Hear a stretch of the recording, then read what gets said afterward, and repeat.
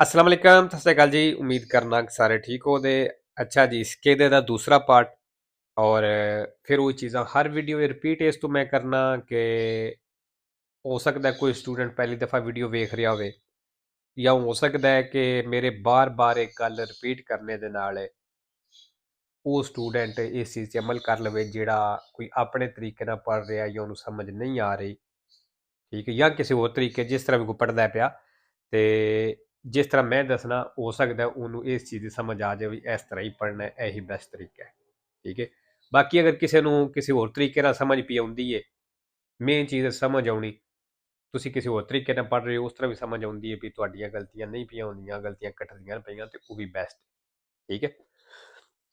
ਤੇ ਜਿਹੜੇ ਸਟੂਡੈਂਟ ਨੇ ਥਿਊਰੀ ਪਾਸ ਕਰ ਲਈਏ ਮੇਰੇ WhatsApp ਨੰਬਰ ਸੈਂਡ ਕਰ ਦਿਓ ਤੇ ਨਵੇਂ ਸਟੂਡੈਂਟ ਵਾਸਤੇ ਵੀ ਇਸ ਚੈਨਲ ਉੱਤੇ ਪਤੈਨ ਤੇ ਬੀ ਦਾ ਪੂਰਾ ਕੋਰਸ ਅਪਲੋਡ ਹੈ ਸਾਰੇ ਦਾ ਸਾਰਾ ਫ੍ਰੀ ਹੈ ਤੁਹਾਡੀ ਤਿਆਰੀ ਬਿਲਕੁਲ ਫ੍ਰੀ ਹੋ ਜਾਏਗੀ ਔਰ ਕੋਰਸ ਚੇਂਜ ਕੋਈ ਨਹੀਂ ਹੋਇਆ ਇਹੀ ਕੋਰਸ ਹੈ ਜਿਹੜਾ ਤੁਸੀਂ ਇਸ ਚੈਨਲ ਤੇ ਵੇਖ ਰਹੇ ਹੋ ਇਹਦੇ ਵਿੱਚੋਂ ਹੀ ਤੁਹਾਡਾ ਇਜ਼ਾਮੀ ਹੋਵੇਗਾ ਐਪਲੀਕੇਸ਼ਨ ਵੈਬ ਪਤੈਨ ਤੇ ਗੂਗਲ ਤੋਂ ਡਾਊਨਲੋਡ ਕਰਨੀ ਜੇ ਐਂਡਰੋਇਡ ਫੋਨ ਵਿੱਚ ਹੋਵੇ ਦੀ ਅਗਰ ਤੁਹਾਡੇ ਕੋਲ ਆਈਫੋਨ ਹੈ ਤੇ ਫਿਰ ਤੁਸੀਂ ਉੱਥੋਂ ਆਨਲਾਈਨ ਪੜ੍ਹ ਸਕਦੇ ਹੋ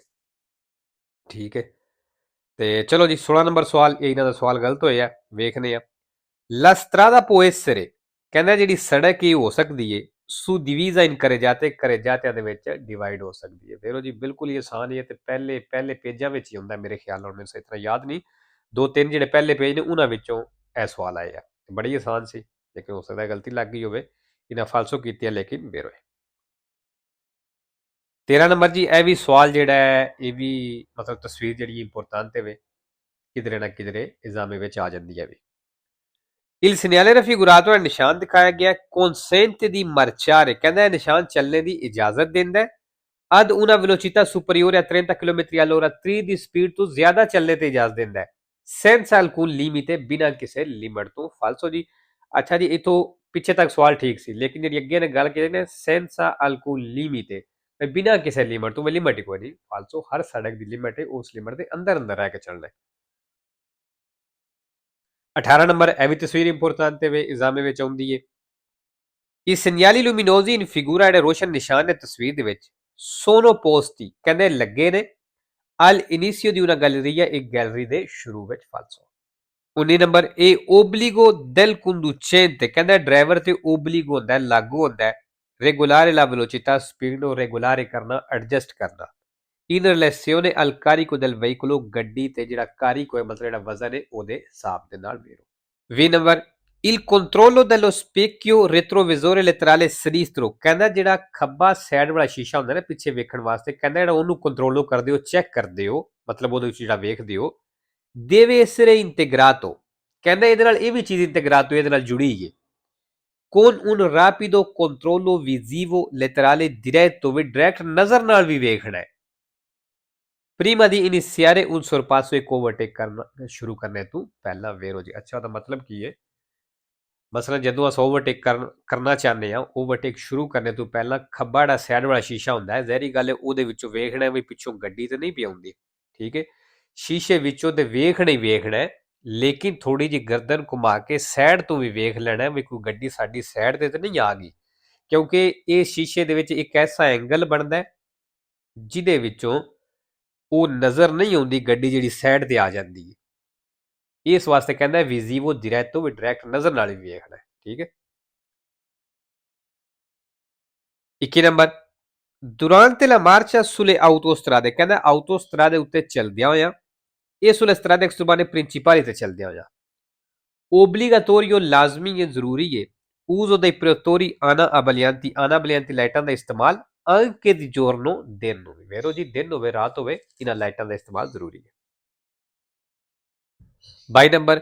il codice armonizzato 96 ਕਹਿੰਦਾ ਜਿਹੜਾ 96 ਕੋਡ ਹੈ apposta sulla patente di categoria B B licence ਤੇ ਮੌਜੂਦ ਹੈ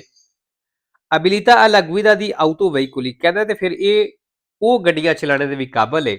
trainati un rimorchio non leggero ਜਿਹੜਾ ਤੁਸੀਂ non leggero rimorchio ਟੋਚਨ ਕੀਤੇ ਹੈ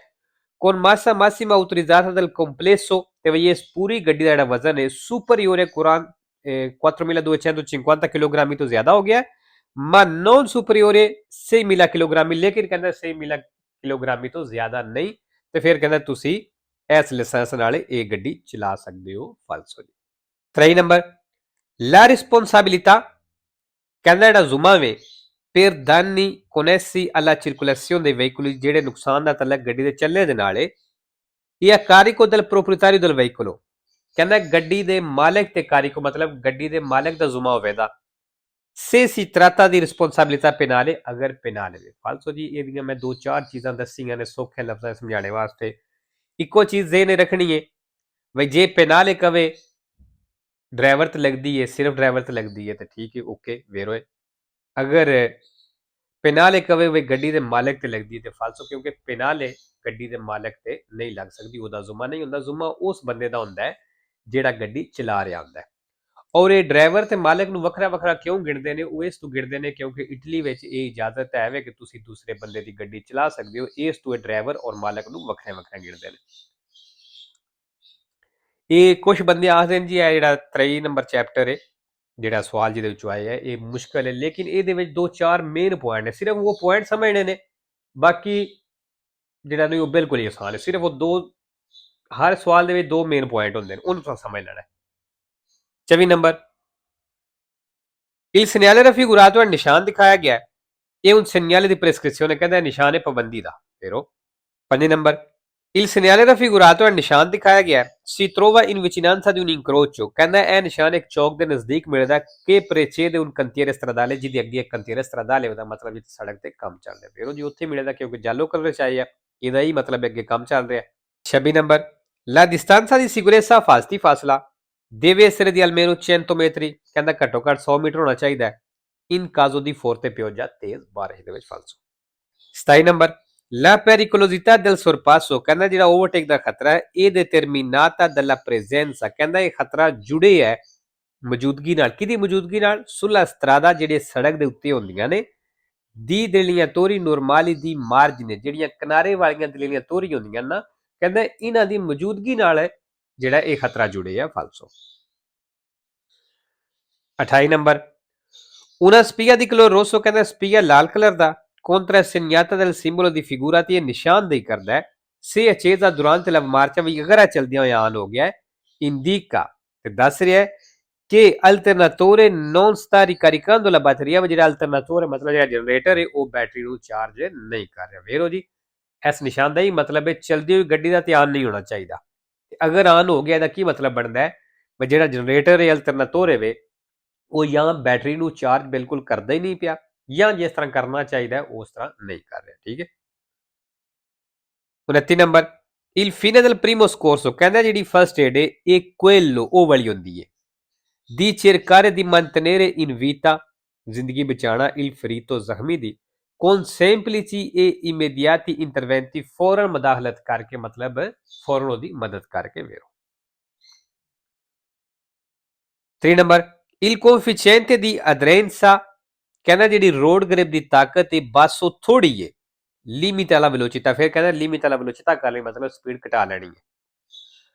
a quale è possibile ਜਿਹਦੇ ਨਾਲ ਮੁਮਕਿਨ ਹੋਵੇ percorrere una curva in sicurezza ਮੋੜ ਦੇ ਉੱਤੇ ਪੂਰੀ ਸਿਕਿਉਰੇਸਾ ਨਾਲ ਚੱਲਣਾ ਜਿਹੜੀ ਸਪੀਡ ਨਾਲ ਮੁਮਕਿਨ ਹੋਵੇ ਫਿਰ ਕਹਿੰਦਾ ਉਨੀ ਸਪੀਡ ਘਟਾ ਲੈਣੀ ਹੈ ਅਗਰ